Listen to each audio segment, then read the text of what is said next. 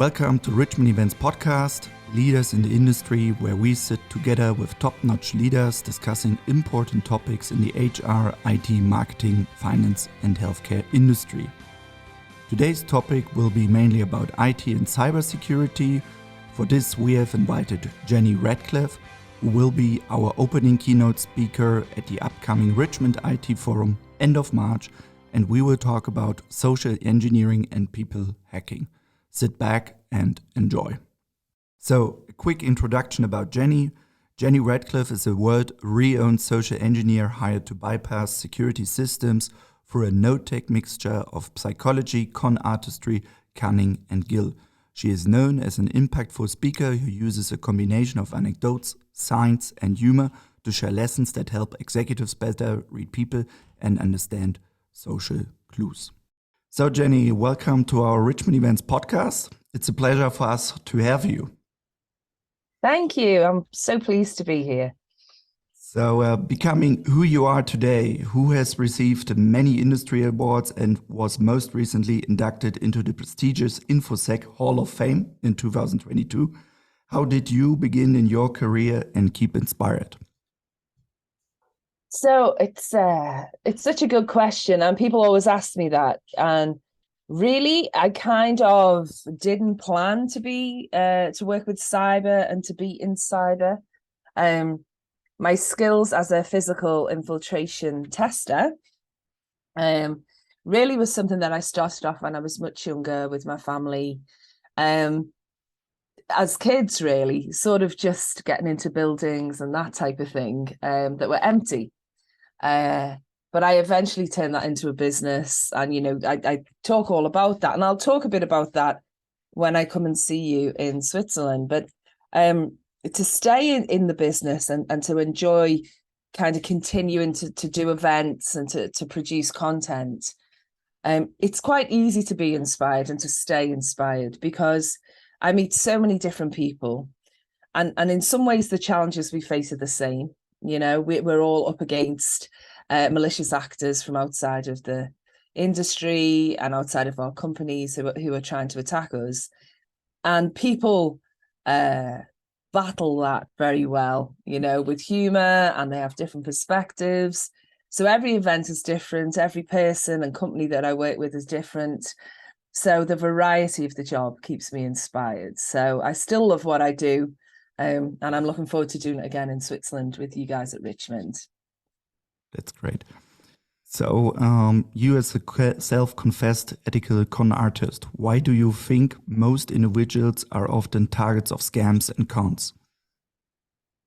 So one of the things I say quite a lot is I don't need to work on the lock. I need to work on the human, because regardless of the security on any system, there's always sort of a human being behind it. Someone can unlock the vault. Someone has got access. And that's really at the heart of why humans are always going to be the target of scams and cons and of security breaches, because human beings are vulnerable. We get angry, we get tired, we get sick, we let our guard down. And as long as we're human and we have access to things other people don't want to pay for or can use for malicious purposes, then we'll always be targets. But what I firmly believe is that education, awareness, community are the things that help prevent that. So yes, we'll always be targets because we're human, but also it's the humans that help prevent those things. Mm-hmm. When talking about security, what do you see in the future for companies, teams, leaders? So I'm really inspired at the moment by the fact that most organizations are really invested now in two things that will really help protect them.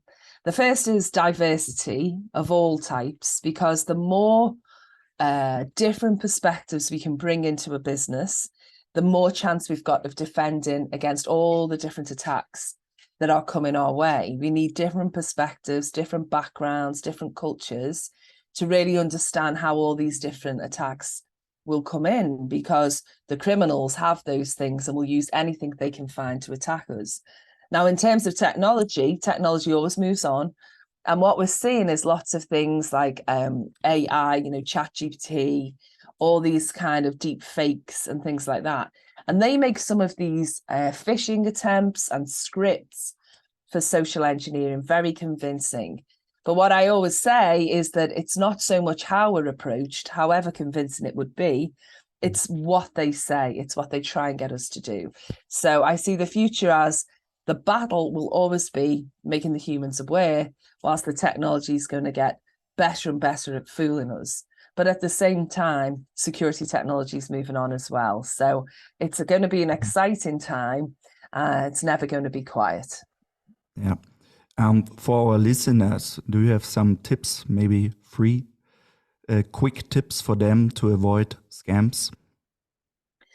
For sure. I think there's a couple of things I would say. The first one is to look out for certain things when people approach you. So, be very sure that if we receive some kind of communication that makes us emotional, so an emotional story, an emergency, something that needs to be done quickly, we need to be very careful about that. So urgency and emotion are two red flags that I'll speak a little bit more about at the end of March. But also it's that call to action. Every con needs you to do something.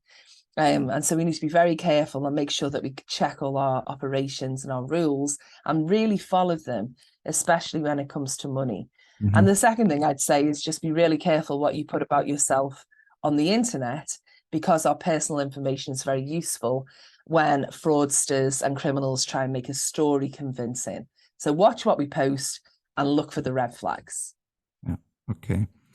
Coming back to you, what are your plans in the near future?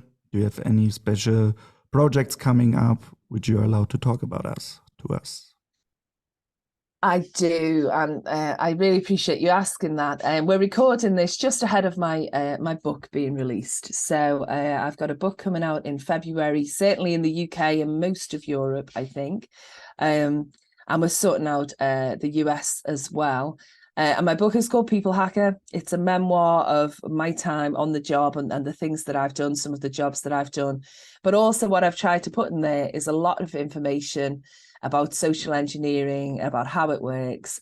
And hopefully through reading that, people can see, some of the issues and some of the ways to prevent social engineering hitting them and their businesses. So at the moment, my head is full of visits and events in the next couple of months, but also doing lots of talks and publicity around the book. So looking forward to seeing how that works.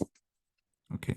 Wow. So, talking about event, could you give us a small teaser into your topic at our forum for your opening keynote, Social Engineering Working with the Human Factor in Security? So I'm really looking forward to this and to meeting all of your guests. It's what it says. I'm going to tell everyone all about social engineering and how that works, with some stories about how I've kind of done the job and the different types of social engineering that they might look at in their businesses and might face. But also, I think I say it's all about the human factor, because we're all human. We look after teams and we're responsible for people, and what I try and talk about is how we can connect with them and what really works in terms of awareness and getting our people on board as part of our defense against social engineering and other scams. So I'm really looking forward to it, and I will talk a lot about that. And my talks are always full of stories and quite fast paced. So it should be an exciting event, I think. Yes, definitely. So, last question. What are you looking forward to the most in Switzerland? Maybe private. Well, I mean, what a question. So I'm definitely looking forward to meeting all of you guys in person. We've been awesome working with Richmond leading up to this event and to events with you later in the year. The audience, everyone who's going to that event so far who's booked on, seem amazing, and it'd be great to meet all of them. And of course, I'm looking forward to the beautiful location and enjoying some Swiss food and hospitality and those beautiful views. So actually, I cannot wait to see everyone in Switzerland. Okay, perfect. Yeah. So we are as well really looking forward to welcome you in Bad Ragaz. So thank you very much for your time and for sharing some insights. It was a pleasure to have you. And yeah, we look forward to meet you in a couple of weeks at the Richmond IT Forum. Thank you, Jenny.